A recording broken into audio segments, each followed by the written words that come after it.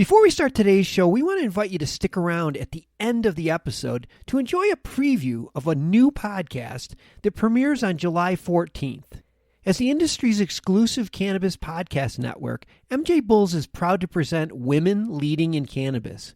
Join host Kira Reed each week for inspirational discussions with women who are leading the cannabis industry.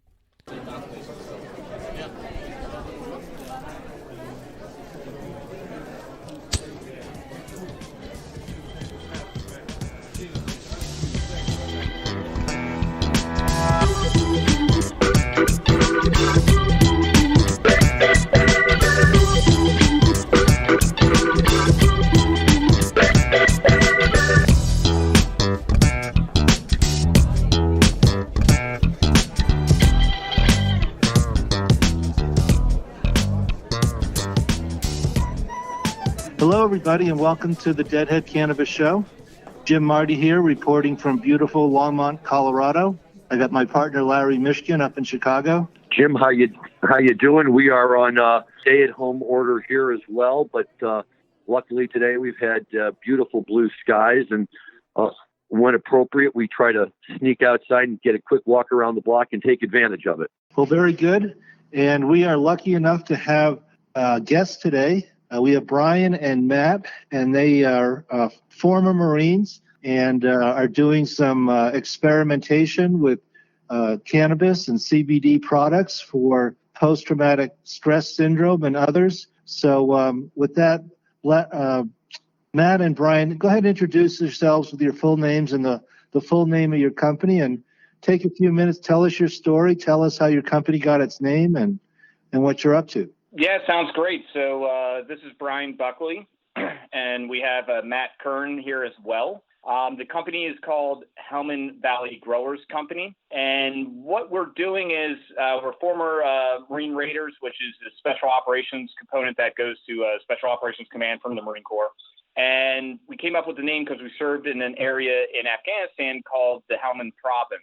And in our unit, when you serve there, you become part of what we would call the Hellman Valley Gun Club, and you get a tattoo. So we really wanted to gear our brand to our overall mission of, helping out veterans by utilizing medical cannabis. We came up with the name of Hellman Valley Growers Company. That way, it kind of pays homage back to the Marines that served in the Helmand Province, and also kind of keeps a military brand to our overall organization. I see. And you manufacture products in the San Diego area? Yes, we just launched in the San Diego area early February. And what we really wanted to do was our whole focus is on what we're seeing going on with the veterans and the opioid and suicide epidemic that's currently plaguing all of us. And we really kind of took a look at the benefits of medical cannabis and really thought it could be a viable opportunity. And a lot of our passion, what we're doing is we're actually setting up a medical cannabis research design on the symptoms of post-traumatic stress by utilizing medical cannabis. And currently, right now, it's still in being designed out where we're waiting for our recruitment and treatment protocols. But once we have that, we're going to submit it for an institutional review board or an IRB, which allows us to print our findings in medical journals. This will be a 3-phase operation. Our first phase will be the first study we hope to have going by early summer, and that'll be with 60 veterans. Once we have an idea of what genetics are working for the symptoms of post-traumatic stress, we'll go back and grow those, come back out, do a more robust study between 200 to 400 veterans here in California. And then once we have it dialed in the way we want it to be, we'll move the research up into Michigan as more of a retrospective study. And so that way we can validate our findings.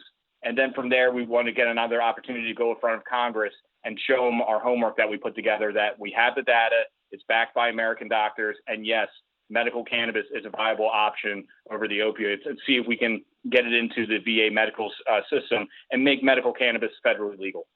Hey, Brian, this is Larry Mishkin, and that's very interesting what you're saying. And here's my question for you. Explain to us, if you will, your relationship with cannabis and how you guys have now gotten to the point where you recognize cannabis as being an effective treatment for PTSD? What kind of made that link for you guys? How'd you get into it? Yeah, absolutely. That's a great question. Obviously, Matt and I being Marines, you never really thought about cannabis at all. And once we transitioned out, we had a pretty rough deployment in the summer of 2012 in Afghanistan where, I don't know if this is true or not, but I had one high-ranking official say to me one time that it was probably the bloodiest summer that Special Operation Forces has had since the Vietnam War. Wow. So needless to say, when we come back home, you're kind of, things have slowed down and you're kind of dealing with what happened over there and try to, kind of put everything in perspective. And, a lot of us, when we would get together, there's a lot of drinking going on and just kind of trying to put the pieces back together. And one of our other co-founders, Andy Myers, who served with us as Marine Raiders, just one week he was looking a lot better, a little bit more refreshed. He was kind of back to his old ways. And I just said to him, like, hey, what's going on with you? And he's like, here's the truth. He's like, I gave up a fifth of Jack for a joint. And I'm like, you're kidding me. And he goes, listen, it's great. Like, I'm not blacking out at night. I'm not drinking and driving. I remember everything that happened. I'm getting a great night of sleep. And it actually kind of helped him transition, in his words, from a warrior to a gardener. So we really said, hey, maybe there is something here. And it was still, in the 2016, 2017 timeframe, I think people were still a little bit more like kind of in the closet in terms of their cannabis use. But as we kind of talked to more veterans on the one-off, they were more saying like, yeah, I've been utilizing it too, and it's really helped improve my life. So we wanted to do things the right way. Obviously, people are looking at a green rush, and that's great, but we really wanted to make an impact with our veterans. So we took our time. We met with members of Congress, and we said to them, we think this could be a viable option. How can we get this moving and get some traction legislatively? And they told us, for the most part, the days of people advocating for it has kind of gone as far as it can go. What they're really lacking is the research aspect. And they're like, listen, if you can get data and get some data from American doctors, that would really help, move the dial in a direction that you guys probably want. So we just said, okay, roger that. We had no idea how we're going to do it, but we'll find a way. And we ended up meeting up with a gentleman named Alon Blatt from Neometic. They're a research firm based out of Israel. They came over to California just around the 2017 timeframe, explained to them what we wanted to accomplish, and they loved the idea. So we brought them in as our research firm, and then just kind of going through back and forth of how we can make this work and who we can get to join our IRB. Neometic really kind of took charge of that and put all the pieces together, and it formed a really great team for us. So we're very excited about that opportunity. And what we also wanted to do was kind of make a call to arms of the cannabis community. We feel that veterans would probably be the ones who could make the biggest impact here with Congress. I mean, after all, they're the ones who sent us off to war. We kind of look like, hey, now we're back. It's your turn to fix us. And so one of the nice things we do is 100% of our profits from our recreational brand goes back to that veteran medical cannabis research that we're conducting. So not only do you get a great product, everything tests over 90%, but also your dollars could go beyond that and really help make an impact, not just in a veteran's life, but we hope on the American medical landscape as well. Well, that's fascinating. Tell us more about your products. What is your supply chain like? Do you extract, and then what is the final product, and then where can people find them? Yeah, absolutely. And this is Matt here. We start with the distillate. We do the filling and capping. The packaging is all maintained here in a single manufacturing workflow in San Diego, where we're based out of. That's distributed again. It's an in-house distribution. We're here locally within the San Diego area. We're sort of broadening our region north a little bit. We've managed to get into dispensaries in Vista, and we're looking at opportunities in LA and then further north into Northern California. Unfortunately, with where we are in the world today, that's been stunted just a little bit, but the talks have not, the desire to get us up and get our product in dispensaries is not, definitely the outreach from our fans and people, in the social media world who want to get our product in their hands is definitely increased. So we're eager to get out there and get on the shelves. We do have 3 strains. We've got an indica, we've got a sativa, and we have our hybrid. And we've named Afghanimal. We've got Purple Trainwreck and Sour Diesel. And I tell you, 100% of the people that reach out back to us and give us feedback have found that it's helped them in some way, form, or fashion.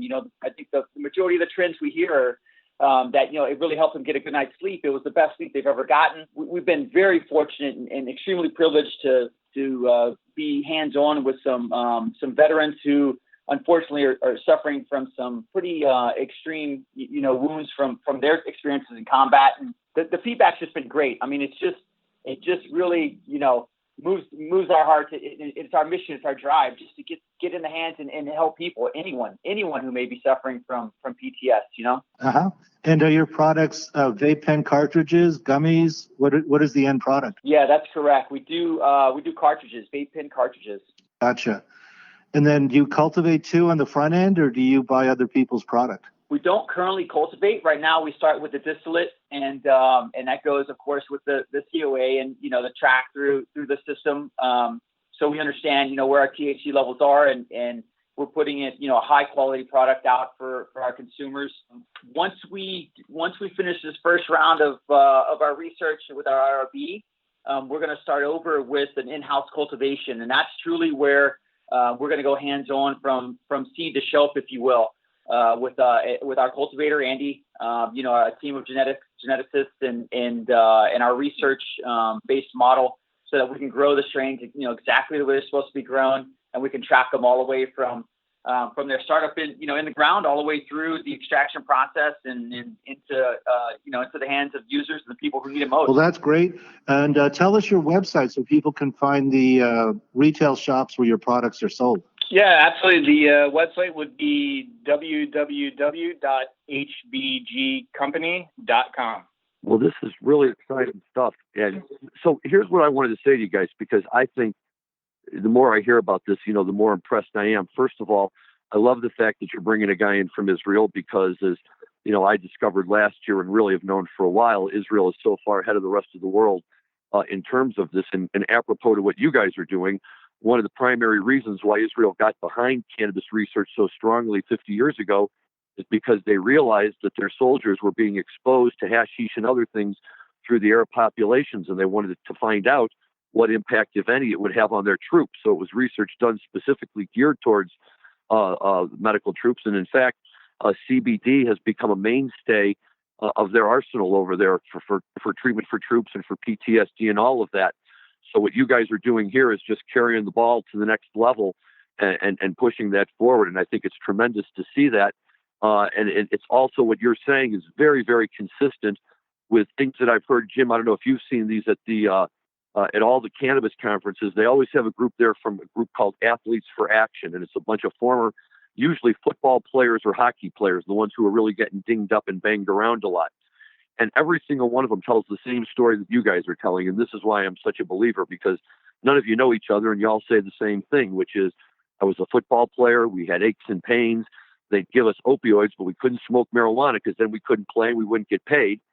And after we retired, we all, were dying on these opioids. And then we shifted over to marijuana, and it's the same thing. I've been able to take myself off of the opioids. I'm on marijuana. I'm a better person. I'm enjoying life again. And it's just so tremendous to hear, how different groups along the way make this discovery on their own. And the fact that, you guys came up with this through your buddy is just tremendous. It's an anecdotal thing that's going to change the lives of many, many people for the better. It's great what you're doing. Oh, I appreciate that. Thank you. Yeah, spot on. I mean, we kind of fell, I was very glad I just ran into Alana at a cannabis conference, and things really took off from there. So we got very fortunate. That's great. That's very exciting stuff. Was there much drug use and drug abuse among the soldiers over in Afghanistan? No, not at all. Everyone, it's just very much engraved in us, like, hey, do not touch marijuana or cannabis. We get urine tests and all that stuff, so it's not even really a thought. Yeah, you're getting a couple people, I wouldn't say on the operator side, that might test positive, but that's, far and few between. So really, to us, like, cannabis was really foreign until really like 2016 when we started taking a hard look at it. Very interesting. Well, they shifted over a little bit. Larry, do you have any more questions before we talk a little bit about music? No, other than I guess just to ask you guys this: are you constantly recruiting new veterans to come in and work with you and help you expand across the country? Do you have a goal to expand outside of California is what I should really ask. Yeah, the first part, absolutely. What we like to do here is really kind of have veterans making medicine for veterans. And, part through our nonprofit organization called Valor Brothers Foundation, we help out veterans transitioning out of the military. We help them out with their VA disability claims to ensure that they get the rating that they deserve. If a veteran is struggling with opiates or alcohol or PTS or all the above, we have treatment facilities that we can send the vets to just to kind of get themselves right. Obviously, we're doing medical cannabis research. And the last part of that is we do job placement for a veteran so that they have that sense of purpose like they did back in the military and ultimately not make a decision they might not be able to come back from. And just to add to that, we absolutely want to help, every single way that we can. And we look for those opportunities. And it's been from day one when Brian and I and Andy all sat down and spoke about this, where we really want to get down all the way to the cultivator level and gain true relationships with these people who are out there, whether it be a grower, an extractor, the great labs that are out there, manufacturing, facilities and companies like the one we're at now, all the way to the dispensaries. And as we grow and as we're able to strengthen that bond and then expand to state, to really use that as a bridge and as a network that when veterans are transitioning out of the military and they're not sure what they want to do, we have an opportunity to make that face-to-face connection. Who knew that Andy Myers wanted to be someone who grew vegetables in his backyard and to be able to link into that and understand that growing. I mean, he is so passionate about that. It really gives, that's his why, that's his purpose. But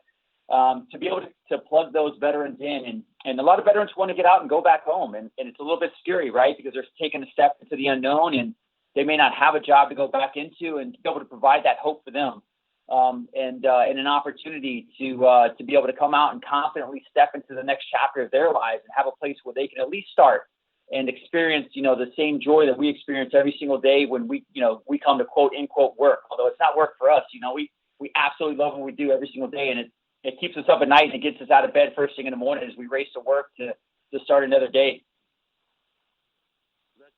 That's great. And what I really like about this is, and the marijuana and the cannabis industry needs this, I think it's a great thing for it, right? I mean, part of your pitch is, hey, you're not just getting a quality cannabis product, but you're actually helping to support our soldiers and our veterans and the people who went out and laid their lives on the line for all the rest of us.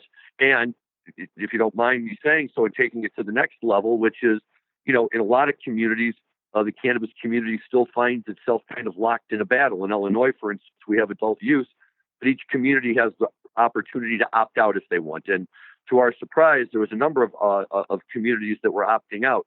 And typically what we find is the opt-out decision is based on a lot of bad information and kind of reefer madness carryover.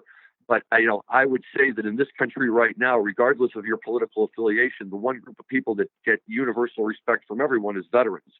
And the fact that we have veterans groups out there who are, taking cannabis and running with it and really making it something not only benefits you and your veteran friends, but it benefits the cannabis community as a whole, because we've got a group that has tremendous credibility really speaking out in favor of it. So I think it's great.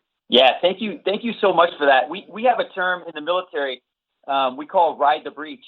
And it's simply we put explosives on the door and it goes off, and that's the breach, and everybody rides it as fast as they can so they can ride the shock wave and take advantage of wherever they're going. And we carry that over to what we do now, and that's really what we want to do. We want to be the breach for the cannabis community and let them ride the breach with us. We can do exactly what you just said, use what we've done and who we are and where we've been to help reach the industry. And with it, take all these amazing people who we get to the experience and the pleasure to work with every single day.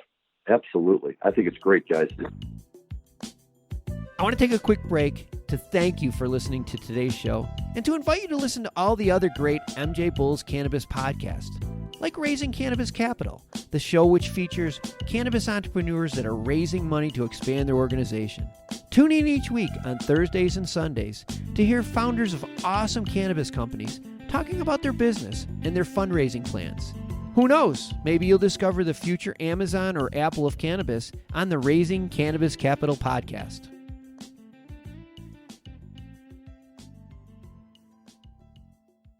This show is the Deadhead Cannabis Show, so we talk about cannabis, but we also talk about music.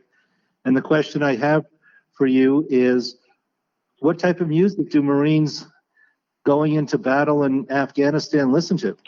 Yeah, I mean, we weren't listening too much Grateful Dead. And, people might think, were we listening to like Metallica or maybe like Finger Death Punch or something really to kind of get you fired up.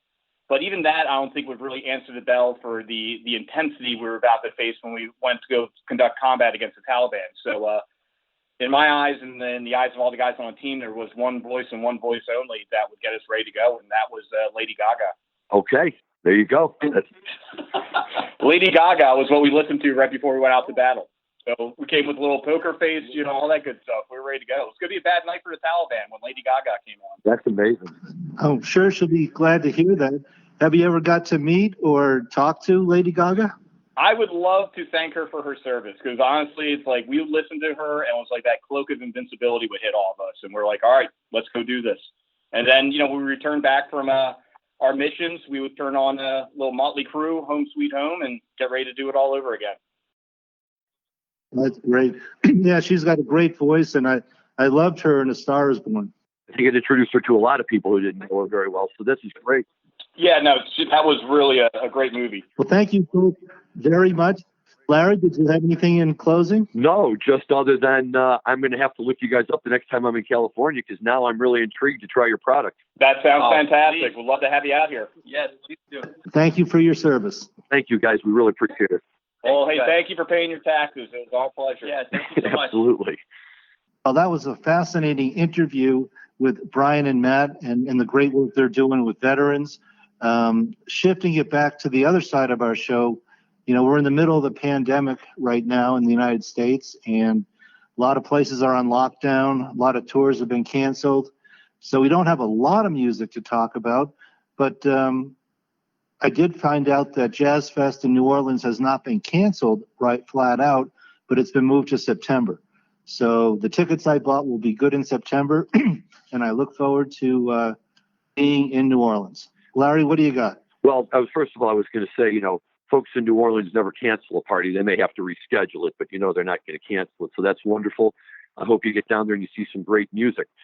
In the meantime, I think what's worth talking about, and what's fascinating, how quickly it's all happening, is that, with all of this stay-at-home stuff, we're finding performers and artists and everybody who are all making their works available online.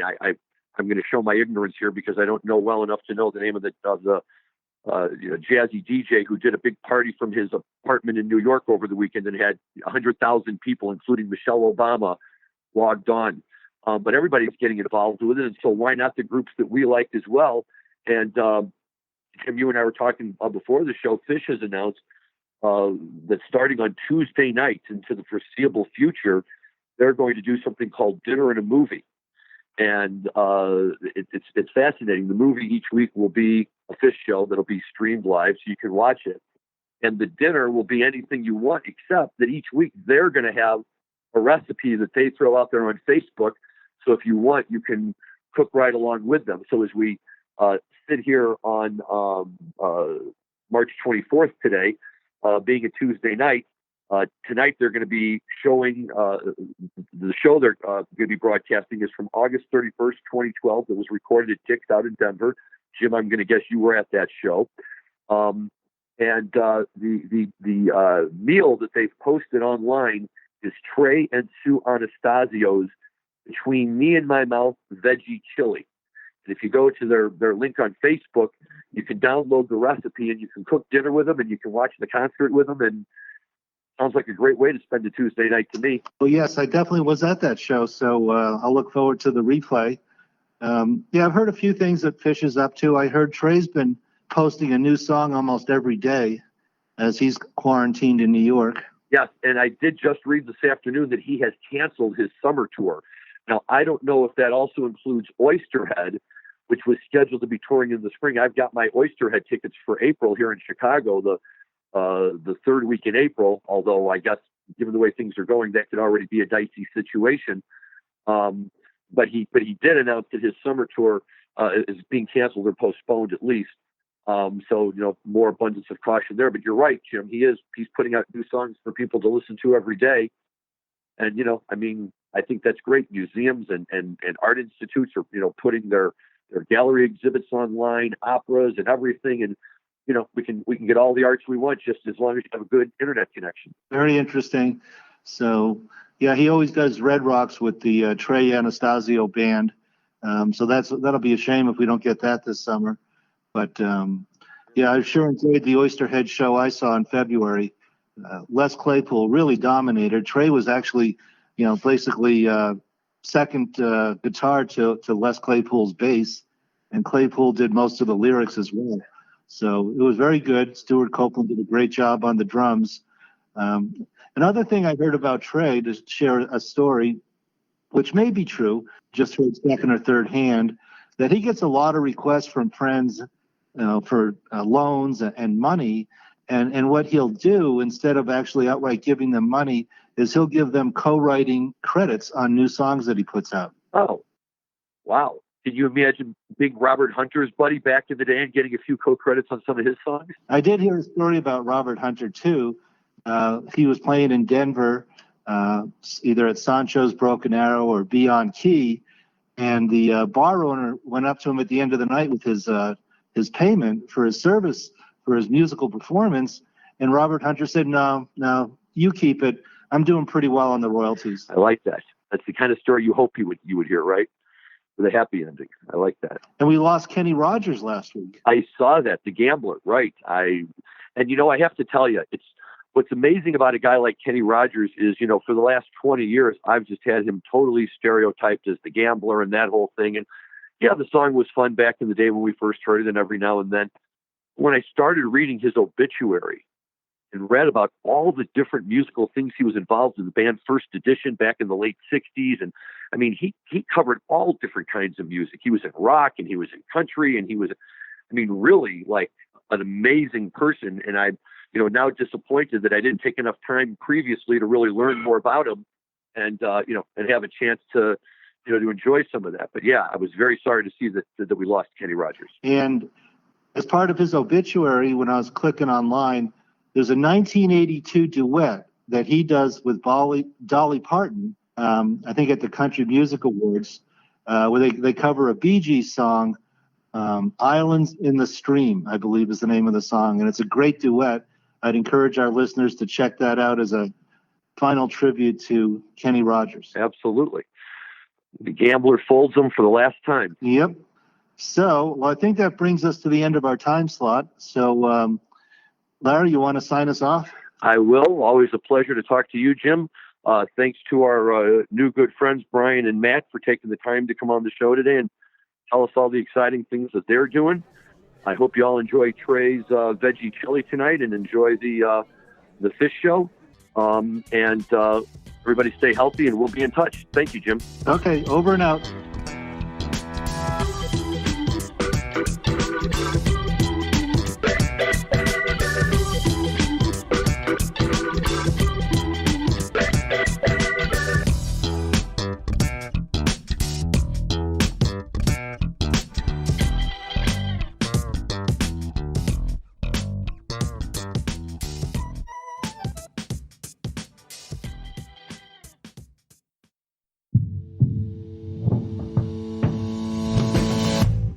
Tell me, boy, you make me so bored. You need to walk the other way. I tell you once more. Please get out of my way. I don't want you no more. We're done here, boy.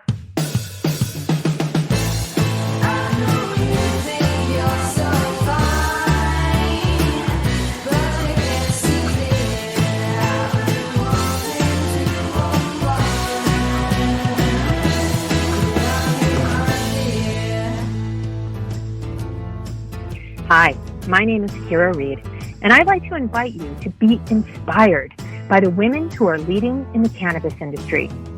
Each week, we will discuss empowerment, leadership, and what it means to be a woman in charge in marijuana, hemp, and CBD. As the founder of the Women Empowered in Cannabis community, I have had the great pleasure to get to know many brilliant and talented women who are CEOs, executives, politicians, advocates, and community leaders that are focused on creating a cannabis economy that is just, fair, and equal. We'll learn how these women make decisions, how they navigate a predominantly male industry, and what they're doing to level the playing field for women. I hope you'll join us.